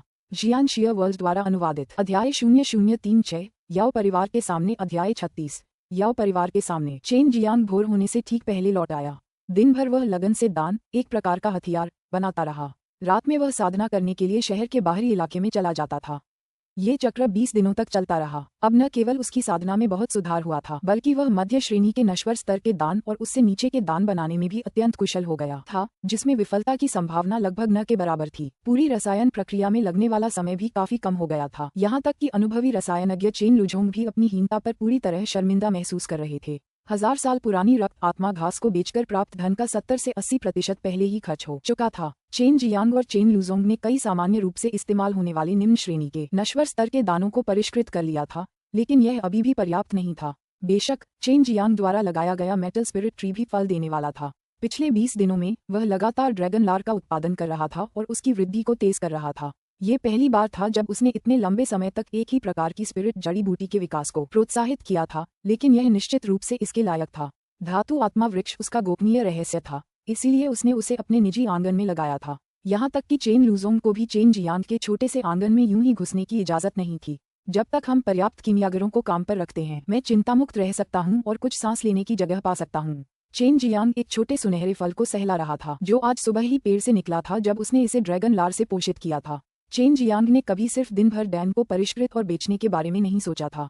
वह इससे भी बड़े काम करने की ख्वाहिश रखता था, जैसे कीमती आत्मा जड़ी बूटियां ढूंढना, राक्षसी जानवरों को मारना, उपयुक्त युद्ध तकनीकें सीखना और उनका अभ्यास करना, या फिर इस विशाल दुनिया का अन्वेषण करना। इस समय किंग सिटी का मार्शल आर्ट्स टूर्नामेंट बस 1 महीने दूर था और चेन जियांग इसके लिए नामांकन कराने गया। हालांकि उसे इस बात से निराशा हुई कि किंग सिटी का मार्शल आर्ट्स टूर्नामेंट अप्रत्याशित रूप से याओ परिवार द्वारा आयोजित किया जा रहा था और इस वजह से पंजीकरण स्थल याओ परिवार के क्षेत्र में था। चेन जियांग काफी समय से किंग सिटी में रह रहा था और उसने लोगों को याओ तियानहुआ और याओ परिवार के मुखिया के लापता होने के बारे में चर्चा करते सुना था। लेकिन चेन जियांग के लिए सौभाग्य की बात थी कि कुछ दुष्ट संगठन थे जो दुर्जेय मार्शल आर्टिस्टों के थे और किंग सिटी के बाहर अक्सर उत्पात मचाते रहते थे। उन्होंने किंग सिटी के कई कुलीन परिवारों के बच्चों को लूटा और मार डाला, इसलिए चेन जियांग पर कभी शक नहीं हुआ। ऐसा कहा जा रहा है कि पूरा याओ परिवार गुस्से में था क्योंकि उनके याओ परिवार के एक प्रतिभाशाली व्यक्ति और एक बुजुर्ग लापता हो गए थे। उन्होंने शाही परिवार और कई अन्य परिवारों जिनसे उनके अच्छे संबंध थे की मदद से उन दुष्ट शक्तियों का खंडन किया। कुछ ही दिनों में कई दुष्ट शक्तियों को दंडित किया गया या उनका पूर्ण विनाश कर दिया गया। फिर भी इन सबके बावजूद याओ परिवार याओ तियानहुआ के ठिकाने का कोई सुराग नहीं ढूंढ पाया। असल में याओ तियानहुआ और याओ परिवार के मुखिया को चेन जियांग ने बहुत पहले ही मार डाला था। उनके शरीर तब तक जला दिए गए थे जब तक कि सिर्फ राख ही न रह गई हो। याओ परिवार को ये पता चलना कि क्या हुआ था चेन जियांग के लिए सबसे कम चिंता की बात थी। चेन जियांग अभी अभी याओ परिवार के निवास पर पहुंचा था, जो कि आश्चर्यजनक रूप से बहुत बड़ा था। चेन जियांग के मन में प्रवेश द्वार देखकर ही थोड़ा विस्मय हुआ। अंदर की तो बात ही छोड़िए, प्रतियोगिता और पंजीकरण याओ परिवार के प्रवेश द्वार के सामने विशाल मैदान में हो रहे थे। हालांकि पंजीकरण जल्दी शुरू हो गए थे, फिर भी बड़ी संख्या में लोग हर दिन पंजीकरण कराने आ रहे थे। पूरा मैदान बहुत चहल पहल से भरा था। लंबी लंबी कतारें अजगर की तरह फैली हुई थीं। चेन जियांग काफी देर से लाइन में लगा था और अब आखिरकार वह रजिस्ट्रेशन टेबल के सामने खड़ा था। रजिस्ट्रेशन का काम करने वाला लगभग 20 साल का नौजवान जम्हाई लेता हुआ अपना पेन और कागज उठाता हुआ आलस से पूछा, नाम? Chain Jiang. युवक पहले तो उदासीन था, लेकिन ये 2 शब्द सुनकर वह पूरी तरह से जाग गया और चेन जियांग को ध्यान से देखने लगा। आसपास के सभी लोग भी उसकी ओर देख रहे थे। चेन जियांग का नाम यहाँ सभी को अच्छी तरह से पता था। वह न केवल बपतिस्मा देने वाले मज्जा दान को परिष्कृत करने में सक्षम था, बल्कि उसकी शक्ति नश्वर वैवाहिक क्षेत्र के 7वें स्तर के किसी व्यक्ति के बराबर मानी जाती थी। उसने याओ परिवार के बुजुर्ग को घायल कर दिया था, राज्यपाल के बेटे को पीटा था और दानशियांग हर्बल मनो के जागीरदार का पक्ष प्राप्त किया था, जिसे शहर की सबसे सुंदर महिला माना जाता था। ये उसके कुछ उल्लेखनीय कार्य थे। चेन जियांग भी याओ तियानहुआ के बराबर एक प्रतिभाशाली व्यक्ति था। जब तक कोई शहर में घूमता उसका नाम जरूर सुनता। हालांकि याओ परिवार उसे अपनी आंखों का कांटा समझता था। याओ परिवार का हर एक सदस्य उससे बहुत नफरत करता था। उनके लिए चेन जियांग द्वारा याओ परिवार के बुजुर्ग और याओ तियानहुआ को घायल करना ही उनके लापता होने का एकमात्र कारण था। अगर याओ परिवार के बुजुर्ग घायल न होते तो उन्हें किसी भी तरह का खतरा नहीं होता। वहां जाओ और अपनी ताकत का टेस्ट दो। टेस्ट पास करने के बाद ही तुम मार्शल आर्ट्स टूर्नामेंट में हिस्सा ले पाओगे। उस युवक ने दूसरी पंक्ति की ओर इशारा किया। यहाँ आने से पहले चेन जियांग ने सुना था कि सफल पंजीकरण से पहले आपकी शक्ति का परीक्षण किया जाता है। जो लोग इस परीक्षा में पास नहीं हो पाते वे भाग नहीं ले पाते। जब युवक ने एक कागज पर मुहर लगा दी तो चेन जियांग ने कागज ले लिया और दूसरी पंक्ति की ओर चला गया। चेन जियांग वास्तव में उनके इतने करीब था, ये सोचकर ही कई लोग बेहद उत्साहित हो गए। एक रसायन शास्त्री होने के साथ साथ वह प्रसिद्ध चेन परिवार के मुखिया का पोता भी था। उसका भविष्य असीम उज्ज्वल था, जिसके कारण कई लोग उससे बातचीत करने के लिए आगे आए। कुछ समय बिताने के लिए चेन जियांग परिवार के अन्य कनिष्ठों के साथ बातचीत करने में भी प्रसन्न था। जहां कई कनिष्ठ अपने परिवारों के लिए चेन परिवार का समर्थन पाने के लिए उसके साथ अच्छा व्यवहार करने की कोशिश कर रहे थे, वहीं कुछ को याओ परिवार को नाराज करने का डर था और वे चेन परिवार के साथ गठबंधन करने से डर रहे थे। हालांकि इन कनिष्ठों को चेन जियांग से पता चला कि चेन परिवार की भी एक दान की दुकान है, इसलिए वे याओ परिवार के खतरे से कम चिंतित होंगे। अनजाने में ही समय तेजी से बीत गया और अब चेन जियांग की बारी थी। अपनी ताकत परखने का तरीका आसान था, बस एक अजीब से पत्थर पर प्रहार करना था। असल में ये पत्थर काला था, लेकिन अगर किसी की ताकत काफी मजबूत हो तो वह उसका रंग बदल सकता था। चेन जियांग उस विशाल चट्टान के सामने खड़ा था, जो उससे भी ऊंची थी। परीक्षण स्थल के प्रभारी ने घोषणा की, यदि आप इस चट्टान का रंग पीला करने में सक्षम हैं, तो आप ये परीक्षा उत्तीर्ण कर लेंगे। लगाए गए बल के अनुसार पत्थर का रंग काले से लाल, नारंगी, पीला, हरा, नीला या बैंगनी हो सकता है, जिसमें बैंगनी रंग बल की वह अधिकतम मात्रा है जिसे मापा जा सकता है। लाइन में खड़े होने के बाद से चेन जियांग ने कई लोगों को पत्थर का रंग लाल, कभी कभी नारंगी भी करते देखा था, लेकिन कोई भी इसका रंग पीला करने में सक्षम नहीं था। मैंने सुना है कि युवराज की परीक्षा के दौरान पत्थर का रंग नीला हो गया।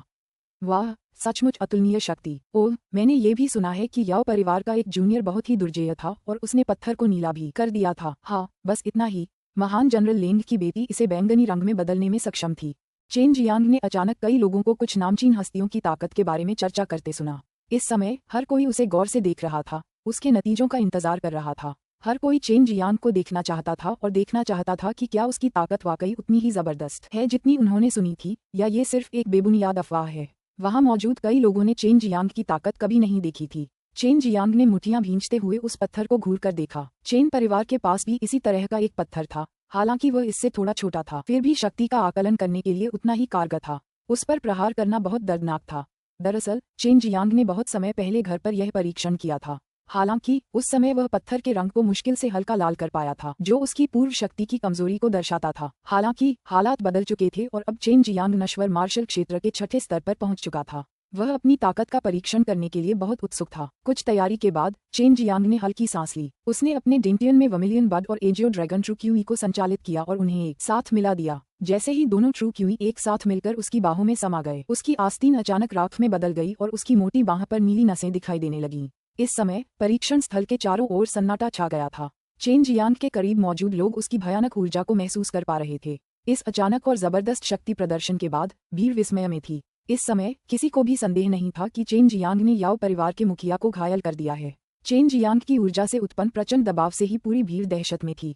एक ही झटके में दोहरी शक्ति से भरपूर ट्रूची चेन जियांग की बाह में समा गई। मुट्ठी कसते हुए उसने जोरदार प्रहार किया। बिजली की तरह तेज और हिंसक उसकी मुट्ठी बेरहमी से चट्टान पर जा लगी।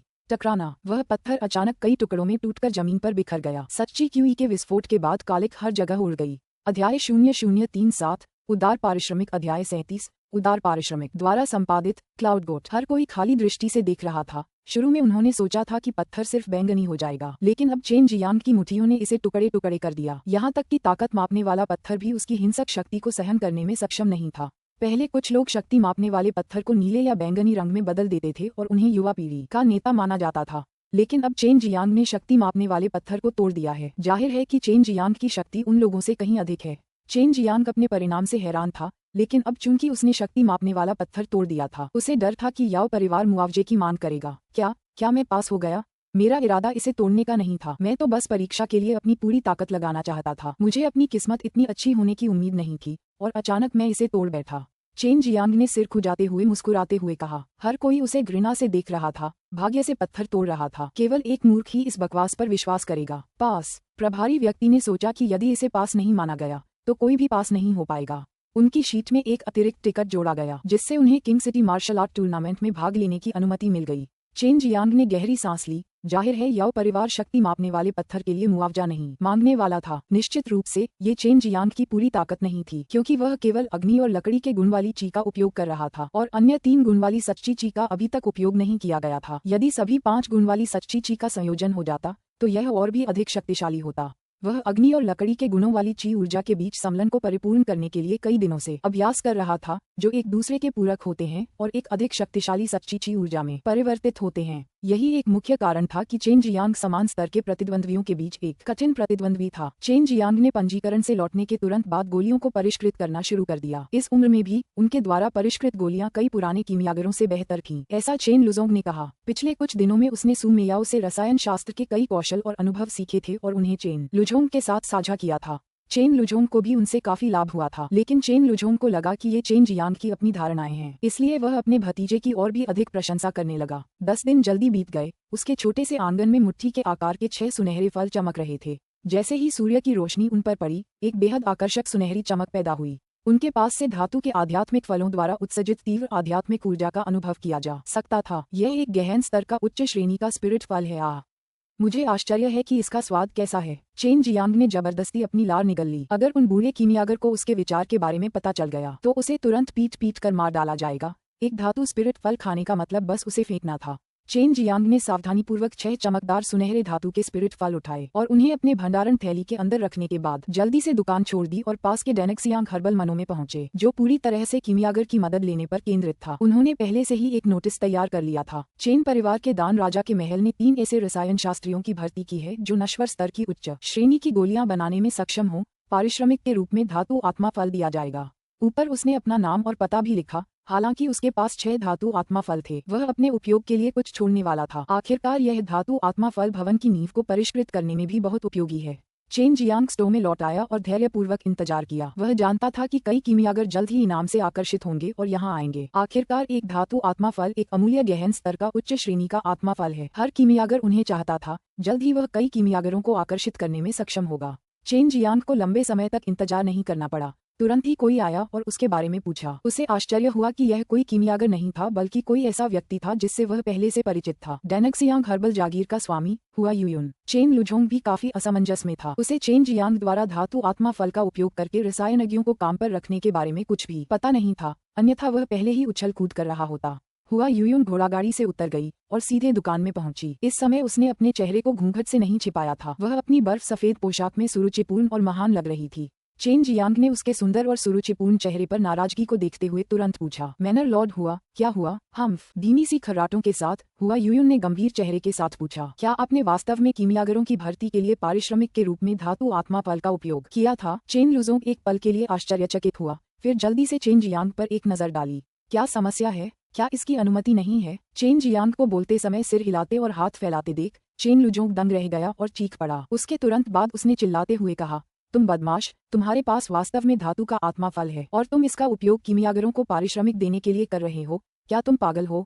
मेटल स्पिरिट फल केवल संयोगवश ही मिल सकता है। ये बहुत दुर्लभ है। आमतौर पर जिन लोगों के पास मेटल स्पिरिट फल होता है वे इसका उपयोग केवल अपने लिए ही करते हैं तथा केवल इसका छिलका और बीज बेचते हैं। खांसी। चेन जियांग ने मेज पर 2 चमकदार सुनहरे फल रखे। अचानक विचित्र आत्मा क्यू उनमें से बाहर निकल आए, जिससे चेन लुजोंग और हुआ यूयुन भी डर गए। उन्हें उम्मीद नहीं थी कि चेन जियांग के पास 2 होंगे। तुम चेन लुजोंग अवाक रह गया। हुआ यूयुन ने गहरी सांस ली। आखिरकार वह एक बड़े संप्रदाय से थी और पहले ही दुनिया देख चुकी थी, लेकिन उसके लिए इतनी कम उम्र में चेन जियांग को देखना, वास्तव में ऐसा खजाना पाना अभी भी अकल्पनीय था। 1000 नस वाला फल, नरक की आत्मा घास, 1000 साल के जानवर का दान और अब धातु की आत्मा वाला फल, ये सभी बहुत कीमती थे और उसने इन्हें प्राप्त कर लिया था। इसी क्षण चेन जियांग एक और धातु आत्मा फल लेकर आया। दोनों एक बार फिर काम उठे। चेन जियांग ने मुस्कुराते हुए कहा, बड़े चाचा, मैं जानता हूँ कि आपको गुप्त रहना पसंद है, इसलिए मैं ये 3 धातु आत्मा फल आपको सुरक्षित रखने के लिए दे रहा हूँ। एक आपके अपने उपयोग के लिए है, जबकि अन्य 2 रसायन शास्त्रियों की भर्ती के लिए पारिश्रमिक के रूप में हैं। जब ये रसायन शास्त्री आएंगे तो आप इन सभी की समीक्षा करेंगे। हुआ यूयुन ने मेज पर रखे 3 चमकते सुनहरे फलों को देखा, अपने कोमल होठों को काटा। उसके चेहरे पर एक अवर्णनीय रंग दिखाई दे रहा था। उसकी राय में चेन जियांग कीमिया का एक दुर्लभ अंकुर था और वास्तव में सच्चे मार्शल क्षेत्र में आगे बढ़ने का एक बड़ा मौका था, लेकिन वह चेन जियांग को डेनेक्सियांग ताओयुआन में शामिल होने के लिए लुभाने में सक्षम नहीं थी। चेन लुजोंग के हाथ कांप रहे थे जब उसने सावधानीपूर्वक धातु आत्मा के फल ग्रहण किए। अपने उत्तेजित हृदय को जबरदस्ती नियंत्रित करने के बाद कहा, अरे बदमाश, ये तुम्हें कहाँ से मिले?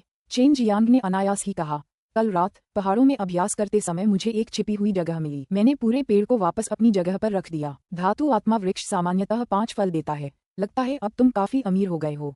हुआ यूयुन की मनमोहक असंख्य आंखों ने चेन जियांग की ओर धीरे से पलक झपकाई, जो अवर्णनीय रूप से आकर्षक थी। चेन जियांग ने अपना सिर झुकाया, उसकी आकर्षक निगाहों से बचते हुए पूछा, होटल के स्वामी हुआ, आप यहाँ किस लिए आए हैं? मैं देखना चाहता था कि क्या आपके पास वास्तव में धातु आत्मा फल है।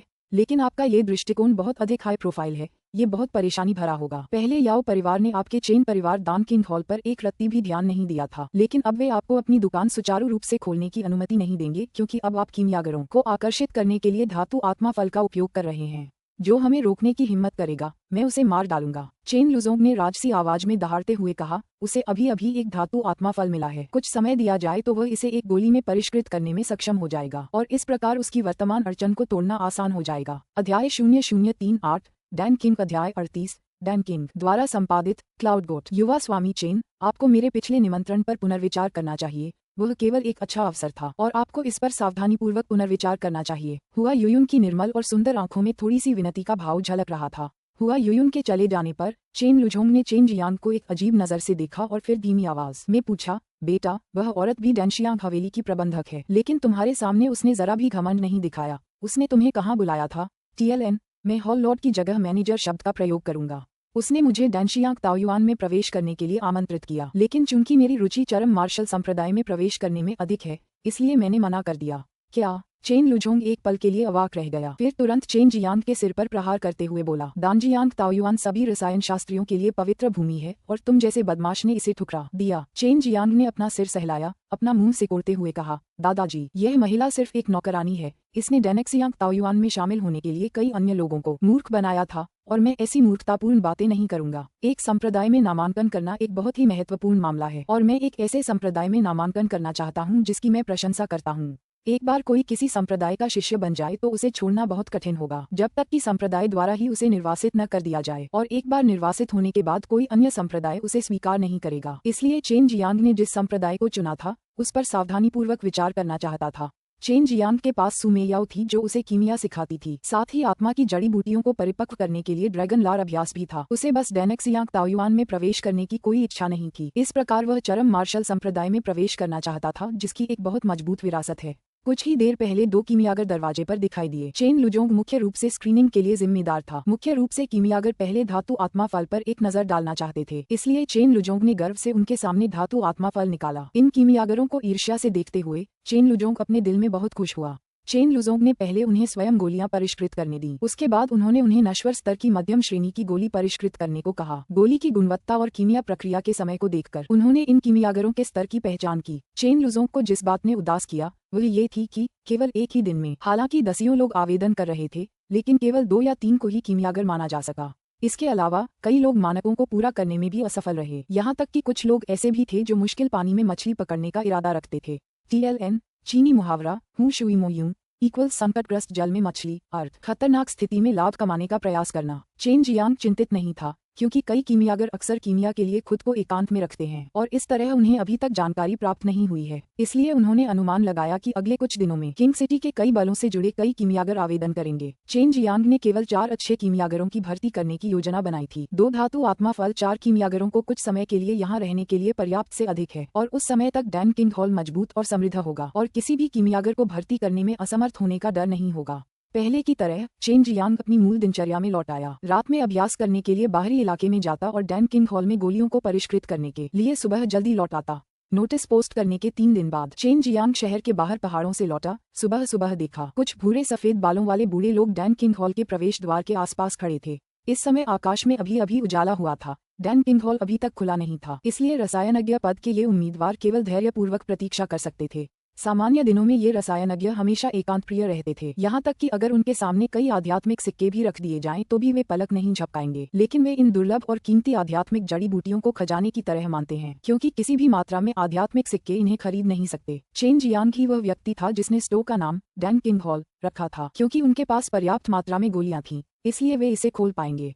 क्योंकि चेन लुजोंग के पास पुराने कीमियागर कहलाने के लिए पर्याप्त योग्यता थी, इसलिए अन्य कीमियागर डैन किंग हॉल में शामिल होने के लिए बहुत खुश थे। जैसे ही दरवाजे खुले, एक के बाद एक दर्जनों कीमियागरों ने जल्दबाजी में चेन लुजोंग का स्वागत किया। इन कीमियागरों की सांसों में थोड़ी सी गर्मी से चेन जियांग ने मोटे तौर पर कीमिया में उनके स्तर का अनुमान लगाया। 2 को छोड़कर अन्य ट्रू क्यूई पर्याप्त शुद्ध नहीं थे और केवल निम्न ग्रेड डैन को परिष्कृत करने में सक्षम थे। इनमें से कई अधूरे कीमियागर केवल अपनी किस्मत आजमाने के लिए यहाँ आए थे, क्योंकि वे सभी जानते थे कि इसके लिए आवश्यक योग्यता निश्चित रूप से उच्च होगी। जब वे डैन किंग हॉल में प्रवेश कर गए तो चेन जियांग भी उनके साथ हो लिया। इस समय एक गोरा झुर्रियों वाला बूढ़ा आदमी अंदर आया। जैसे ही वह अंदर गया, वह चिल्लाया, स्टीवर्ड, यहाँ से चले जाओ। जब बूढ़ा आदमी चिल्लाया तो उसके शरीर से शुद्ध अग्नि क्यू फूट पड़ी, जिससे दर्जनों कीमियागर चौंक गए, क्योंकि उनमें से प्रत्येक ने अग्नि क्यू के इस स्तर की इच्छा की थी। वे बहुत आश्वस्त थे कि यह गोरा बूढ़ा आदमी निश्चित रूप से एक कीमियागर था, और वह भी बहुत प्रसिद्ध। लेकिन कीमियागर शायद ही कभी दिखाई देते हैं, इसलिए वे केवल अपने नाम से ही व्यापक रूप से जाने जाते थे। चेन जियांग ने खड़े होकर जवाब दिया, मैं यहाँ का प्रबंधक हूँ, आप मुझसे क्या चाहते हैं? हर कोई जानता था कि डैन किंघॉल चेन परिवार की संपत्ति थी और इसका प्रभारी व्यक्ति चेन जियांग था। गोरे बूढ़े आदमी ने चेन जियांग को देखा, उसके चेहरे पर अचानक तिरस्कार का भाव प्रकट हुआ। उसका पूरा चेहरा अहंकार से भरा हुआ था। उसने कहा, मैं चाहता हूँ कि आप तुरंत अपने स्टोव का नाम बदल दें। आपको डैन किंघॉल नाम का उपयोग करने की अनुमति नहीं है, क्योंकि आप इसके लायक नहीं हैं। चेन ने अपनी आंखें थोड़ी सिकोड़ते हुए कहा, क्यों? मैंने ये नाम चुना है और यह किसी भी तरह से आपको बाधा नहीं पहुंचा रहा है। अगर आप यहाँ परेशानी पैदा करने के लिए हैं तो मुझे असभ्य होने के लिए दोष न दें। उस गोरे बूढ़े आदमी ने तिरस्कार पूर्वक चेन जियांग को देखा और उपहास किया, ये बूढ़ा आदमी डैन किंग है, इसलिए मैं आपको अपने स्टोव के लिए इस भाई के नाम का उपयोग करने की अनुमति नहीं दूंगा। TLN मूलतः उन्होंने गे भाई का प्रयोग किया। कभी कभी वे अपनी श्रेष्ठता दिखाने के लिए स्वयं को गे कहते हैं। डैन किंग, इन दो शब्दों को सुनने के बाद चेन लुजोंग और उन कीमियागर उम्मीदवारों को तुरंत झटका लगा। पूरे दक्षिणी मार्शल साम्राज्य में उच्च और निम्न स्तर के लाखों लोग थे। केवल एक कीमियागर था जिसके पास बहुत ही शानदार कीमिया तकनीक थी, जिसे दान राजा कहा जाता था। इसके अलावा उसका याओ परिवार के साथ संबंध था। इस बिंदु पर सभी यह निर्धारित करने में सक्षम थे कि यह गर्वित बूढ़ा व्यक्ति दक्षिणी मार्शल साम्राज्य का दान राजा है। मेंगबो। चेन जियांग इस नाम से अपरिचित नहीं था। बचपन से उसने अक्सर यह नाम सुना था और अब अप्रत्याशित रूप से इस व्यक्ति को देखने में सक्षम होने पर उसने जल्दी से निर्धारित किया कि दान राजा निश्चित रूप से याओ परिवार द्वारा परेशानी पैदा करने के लिए भेजा गया है। चेन जियांग ने भौहें चढ़ाईं। ये वास्तव में कुछ हद तक परेशानी वाली बात थी। उसने डैन किंघॉल नाम इसलिए रखा क्योंकि वह चाहता था कि स्टोव का नाम कुछ हद तक दबंग हो। उसने वास्तव में उम्मीद नहीं की थी कि वास्तविक डैन किंग साइनबोर्ड को तोड़ने के लिए अंदर आएगा। इस आदमी पर भरोसा करके दान राजा होने का दावा करने की हिम्मत कैसे हुई? मैं हजारों सालों से कीमिया कर रहा हूँ और मुश्किल से दान संस्थापक रैंक हासिल कर पाया हूँ। दान राजा की तो बात ही छोड़िए, जो दान संस्थापक से भी बेहतर है। चेन जियांग के दिमाग में सू मेयाओ की तिरस्कार भरी आवाज गूंजी।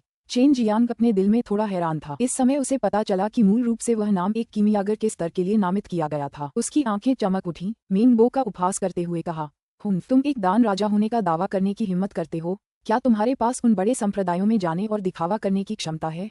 तुम्हें लगता है कि दूसरे तुम्हें नहीं डांटेंगे? ये स्वर्ग और पृथ्वी की विशालता के बारे में नहीं जानने वाला बूढ़ा आदमी। बड़े संप्रदायों की बात करें तो अन्य कीमियागर भी यह जानने के लिए उत्सुक थे कि उन बड़े संप्रदायों के अंदर के कीमियागर कितने दुर्जेय हैं। उन कीमियागरों के सामने मेंगबो ने स्पष्ट रूप से दान राजा होने का दावा करने की हिम्मत नहीं की। वह इस नश्वर दुनिया में केवल दिखावा कर सकता है। मेंगबो का चेहरा गुस्से से लाल हो गया। उसने सोचा भी नहीं था चेन जियांग छोटा शैतान उसे दूसरों के सामने अपमानित करने की हिम्मत करेगा। लेकिन उसने जो कहा वह भी खंडन नहीं कर सकता था। वह जानता था कि वह बड़े संप्रदायों के कीमियागरों की तुलना नहीं कर सकता है, और अगर वह वहां गया तो वह केवल एक छोटा संदेशवाहक हो सकता है। चेन जियांग ने मेंगबो के बूढ़े चेहरे को गुस्से से लाल होते देखा। कहा, चूंकि आपको लगता है कि आपकी खुद की कीमिया तकनीक शानदार है, तो इस बदमाश के साथ थोड़ी प्रतिस्पर्धा क्यों न हो और ये कीमियागर जज हो सकते हैं। चूंकि यह एक प्रतियोगिता है, इसलिए हमें एक पुरस्कार भी देना चाहिए। अगर मैं हार जाता हूँ तो मैं तुम्हें मेटल स्पिरिट फ्रूट दूंगा, और अगर तुम हार जाते हो। अध्याय 0039 सम्मान। अध्याय 39 सम्मान द्वारा संपादित क्लाउड गोट। चेन जियांग और दक्षिणी मार्शल साम्राज्य के दान राजा कीमिया में प्रतिस्पर्धा करने जा रहे थे। दसियों कीमियागर इतने हैरान थे कि उनके जबड़े जमीन को छू रहे थे। चेन लुजोंग जानता था कि चेन जियांग की प्रतिभा कीमिया के संबंध में बहुत अधिक थी, लेकिन एक दान राजा को चुनौती देने के लिए वह अभी भी बहुत नाजुक था। हालांकि चेन जियांग द्वारा दिया गया इनाम बहुत लुभावना था। नश्वर दुनिया में आत्मा क्यों ही अपेक्षाकृत पतली थी, जिसके परिणामस्वरूप आत्मा जड़ी बूटियां बहुत दुर्लभ थीं। इसलिए नश्वर दुनिया में कीमियागर ऐसी दुर्लभ और कीमती आत्मा जड़ी बूटी के प्रलोभन का विरोध नहीं कर सकते थे। मेंगबो ने ऊपर की ओर देखा और जोर से हंस पड़े।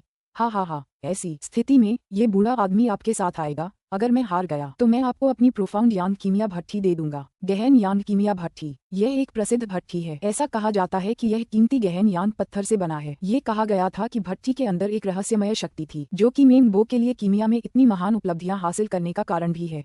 इन कीमियागरों की निगाहें ईर्ष्या से भरी थीं जब मेंगबो ने एक लाल रंग की कीमिया भट्ठी निकाली। ये कीमिया भट्ठी छोटी और उत्तम थी, ऐसा प्रतीत होता था जैसे कि एक नक्काशीदार लाल रत्न हो। बाहर की तरफ कई अच्छे पैटर्न थे और कोई भी यह बता सकता था कि यह किसी नश्वर दुनिया के किसी व्यक्ति द्वारा परिष्कृत नहीं किया गया था। यदि हम डैन रैंक में प्रतिस्पर्धा कर रहे हैं तो मैं निश्चित रूप से हार जाऊंगा। निष्पक्ष रूप से कहूं तो मैं सबसे अधिक एक उच्च श्रेणी की गोली ऑरा क्यूई डैन को परिष्कृत कर सकता हूं। यह एकमात्र तरीका था जिससे उसके पास जीतने का मौका था। वर्तमान में वह केवल उच्च श्रेणी की गोलियों को परिष्कृत करने में ही सक्षम था।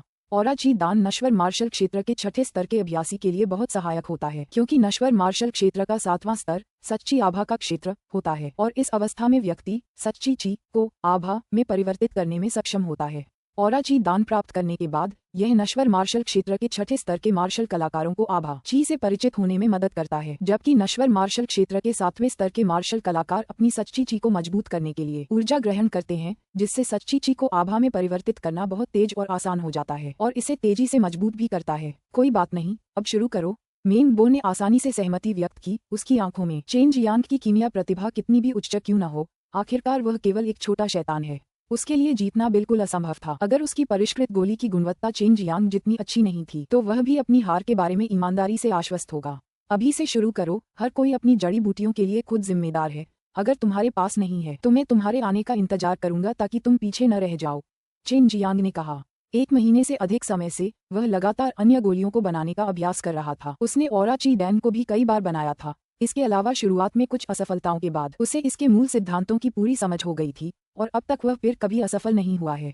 बेशक मेरे पास जड़ी बूटियां हैं, तो चलिए शुरू करते हैं। न्याय करने के लिए बहुत सारे कीमियागर हैं। मुझे लगता है कि अंतिम परिणाम निश्चित रूप से बहुत ही उल्लेखनीय होगा, मेंग बो ने कहा। वर्तमान में वह अप्रत्याशित रूप से उत्साहित है। वह चेन जियांग से बहुत ईर्ष्या करता था क्योंकि उसके पास धातु आत्मा फल था। क्योंकि वह याओ परिवार का एहसानमंद था, इसलिए वह यहाँ आने और इस कार्यक्रम को तोड़ने के लिए सहमत हो गया। मेंग बो को आश्चर्य हुआ कि चेन जियांग एक आक्रामक युवा था। उसने अपनी ताकत में इतनी बड़ी असमानता के साथ एक प्रतियोगिता का प्रस्ताव भी रखा और वह निश्चित रूप से इस अवसर को नहीं गंवाने वाला था।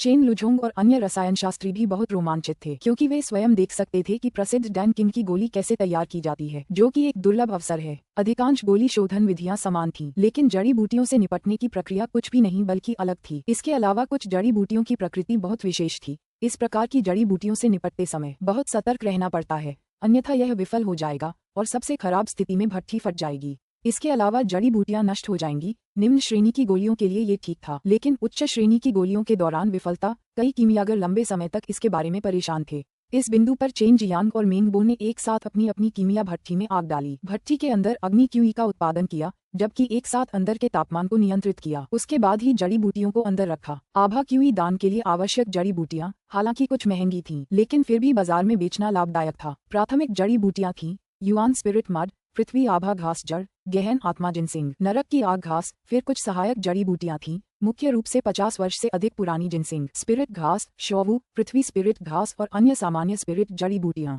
इस आभा क्यूई दान की कठिनाई युआन आत्मा कीचड़ और पृथ्वी आभा को मूल रूप से संसाधित करने में निहित थी। युआन आत्मा कीचड़ आत्मा क्यूई युक्त एक कीचड़ था और केवल विशेष स्थानों में पाया जाता था। ये कीचड़ आत्मा क्यूई को स्वयं अवशोषित करने में भी सक्षम था और बाद में आत्मा क्यूई को परिष्कृत करता था। यह आत्मा क्यूई अपेक्षाकृत अमर प्रकार की आभा के समान थी। युआन आत्मा कीचड़ को हर्बल पाउडर और हर्बल क्यूई में पकाना भी काफी मुश्किल था क्योंकि आवश्यक लपटों की भयावहता बहुत अधिक थी। पृथ्वी आभा घास जड़ एक प्रकार की आत्मा जड़ी बूटी है जो युआन आत्मा कीचड़ के अंदर उगाई जाती है और घास जड़ें युआन आत्मा कीचड़ के अंदर गहराई में मौजूद थीं। प्रजनन के बाद ये पृथ्वी आभा का उत्पादन करती है क्योंकि यह घास जड़ बहुत आसानी से जलकर नष्ट हो जाती थी और उस अजीबोगरीब आभा क्यूई को वाष्पित करना भी बहुत आसान था। इस प्रकार ज्वाला को नियंत्रित करने और साथ ही उनकी रक्षा करने के लिए दिव्य भावना का उपयोग करना आवश्यक था। शुरुआत में चेन जियांग इन 2 कठिनाइयों के कारण कई बार असफल रहा, लेकिन बाद में जैसे जैसे उसने सूक्ष्म आवश्यक तत्वों को समझा, वह आसानी से ऑरा क्यूई दान को परिष्कृत करने में सक्षम हो गया। इस बिंदु पर जड़ी बूटियों को हर्बल पाउडर और हर्बल स्पिरिट क्यूई में पकाते समय चेन जियांग का चेहरा काफी आराम से था, केवल पूरी तरह से शोधन करके। ये वास्तव में सभी अशुद्धियों को बाहर निकाल सकता है, अन्यथा ये गोली की गुणवत्ता को प्रभावित करेगा। इस आवश्यकता के लिए चेन जियांग खुद पर बहुत सख्त था, इसलिए उसने जो गोलियां परिष्कृत की वे सभी बेहतर गुणवत्ता की निकलीं। हर बार जब चारों ओर तापमान में सूक्ष्म परिवर्तन होते थे, चेन लुजोंग और कीमियागर इसे महसूस करने में सक्षम थे। समय समय पर काली क्यूई भी कीमिया भट्ठी से निकलती थी क्योंकि जड़ी बूटियों की अशुद्धियां निकलती थीं, जिससे हर कोई प्रशंसा से अवाक रह जाता था और यहाँ तक कि मेंगबो को भी पसीना आ रहा था और उसकी भौहें एक साथ सिकुड़ी हुई थीं। इसके विपरीत चेन जियांग का चेहरा कुछ हद तक शांत था। जाहिर है मेंगबो ने काफी समय से आभा क्यूई दान को परिष्कृत नहीं किया था। जब तक कोई कुछ समय के लिए अभ्यास से बाहर रहता है, वे सूक्ष्म प्रकार के अग्नि नियंत्रण की भावना को भूल जाएंगे और प्रत्येक आत्मा जड़ी बूटी के लिए आवश्यक गर्मी की डिग्री को समझना मुश्किल होगा।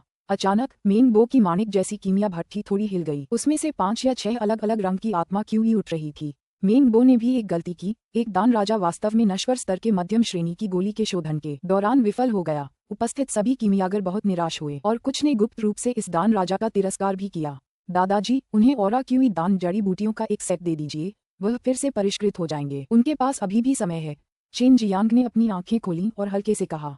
मेंगबो अचानक स्तब्ध रह गया। अचानक उसकी आंखों में शर्म की एक झलक दिखाई दी। तभी चेन जियांग ने मुस्कुराते हुए कहा, कीमिया के दौरान क्योंकि जड़ी बूटियां अपर्याप्त थीं, जिसके परिणामस्वरूप विचलन का विश्लेषण करने में विफलता हुई। ये प्रतियोगिता निष्पक्ष होनी चाहिए क्योंकि आपके पास तैयारी की कमी थी। मेंगबो ने अपना सिर थोड़ा हिलाया। वह जानता था कि चेन जियांग उसके लिए थोड़ा नीचे उतर रहा है। आखिरकार वह एक प्रसिद्ध कीमियागर है। इस त्रुटि के परिणामस्वरूप उसकी प्रतिष्ठा धूमिल हो सकती है और वह सार्वजनिक रूप से अपना चेहरा दिखाने में भी सक्षम नहीं हो सकता है। इसलिए वह अपने दिल में गुप्त रूप से आभारी था।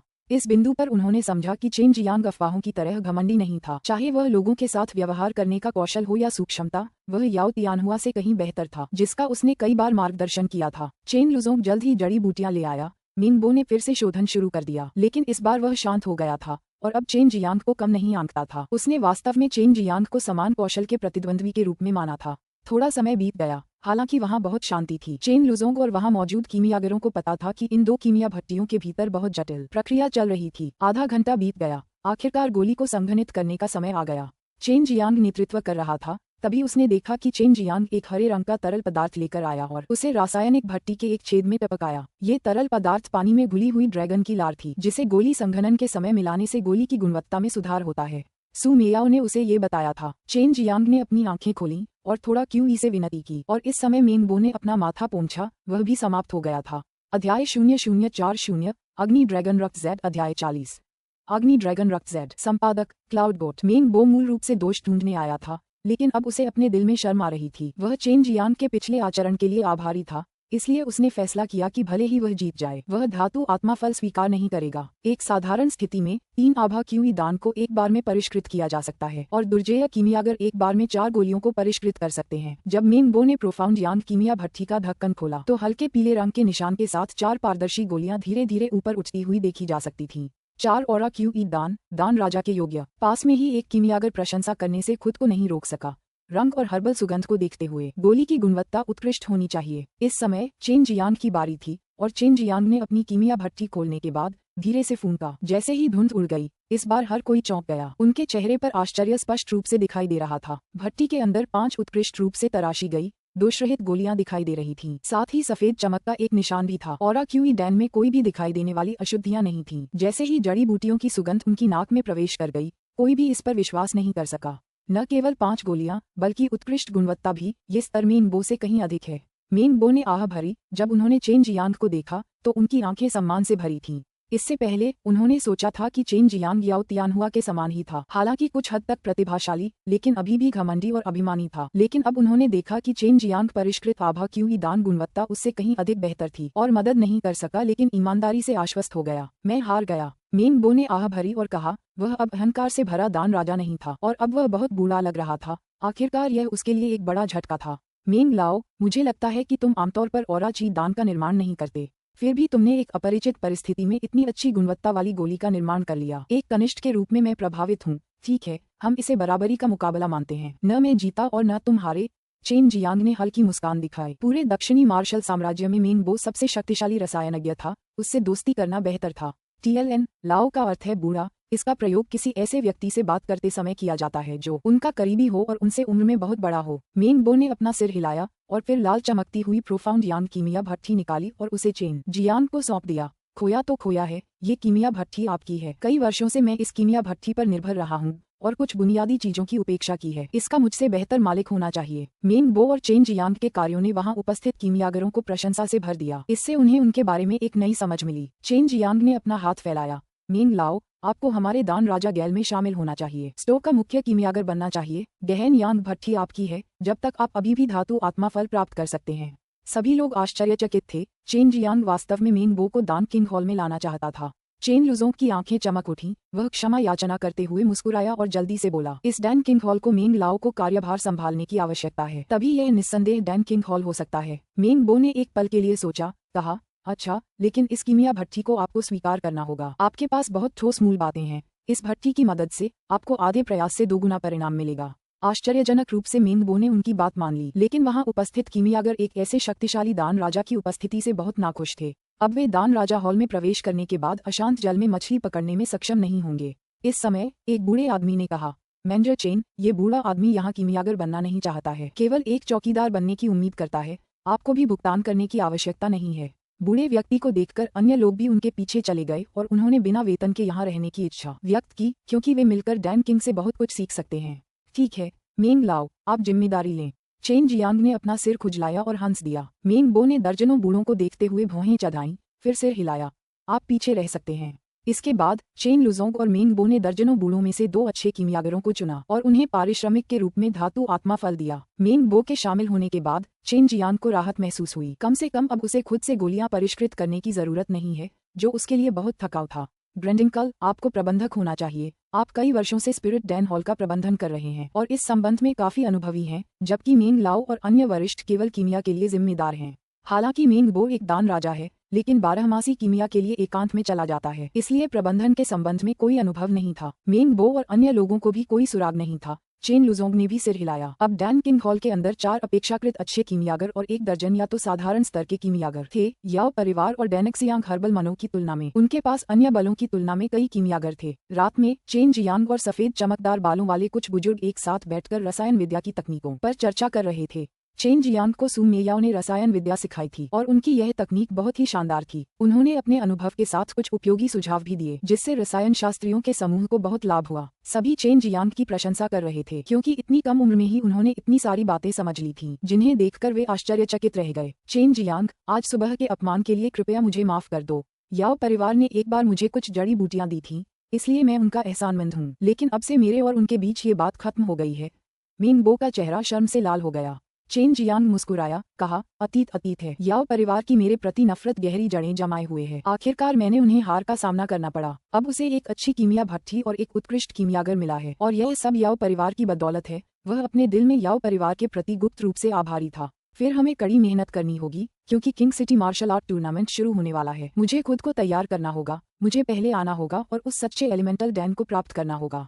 चेन जियांग की आंखें आत्मविश्वास से भरी आभा से चमक उठीं। इस बार हर कोई एक बार फिर चौंक गया, क्योंकि वे चेन जियांग की कीमिया प्रतिभा की प्रशंसा करते थे। वे पूरी तरह से उसकी ताकत के बारे में भूल गए। अब जब उन्होंने इसके बारे में सोचा, तो चेन जियांग भी युवा पीढ़ी के बीच सबसे मजबूत मार्शल कलाकारों में से एक था। चेन जियांग अपनी ताकत के साथ नश्वर मार्शल क्षेत्र के 7वें स्तर के याओ परिवार के बुजुर्ग के खिलाफ अछूता रहा, और यहाँ तक कि उसे हरा भी दिया। इस प्रकार की प्रतिभा बस राक्षसी थी। मैं बाहर जाकर अभ्यास करूंगा, सब लोग जल्दी आराम कर लें।